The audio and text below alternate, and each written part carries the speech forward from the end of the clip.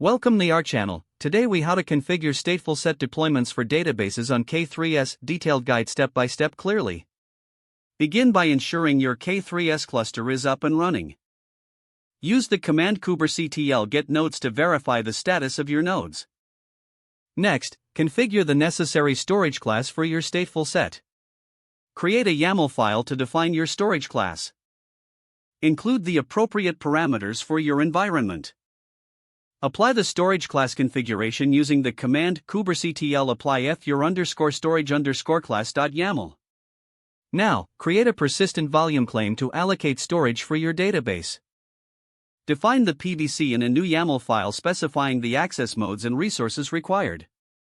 Use kubectl apply PVC.yaml to create the persistent volume claim. With the storage ready, you'll create a StatefulSet for your database deployment. Create a new YAML file for your StatefulSet configuration. Define the spec by including the desired number of Specify the container image for your database. Include the persistent volume claim within the volume section of the StatefulSet. Set the appropriate environment variables and ports for your database container.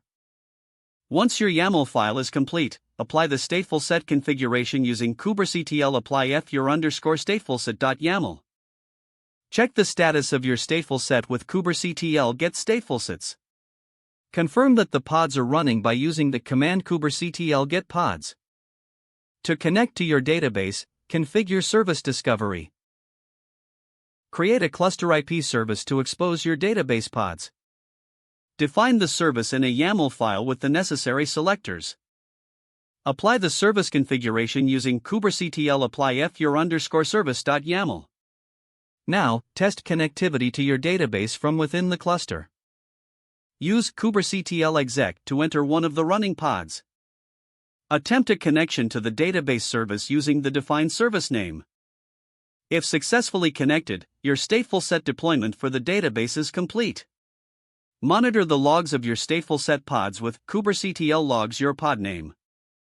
Make adjustments to your deployment as needed based on performance or scaling requirements. Don't forget to like this video and subscribe to our channel for more step-by-step tech guides.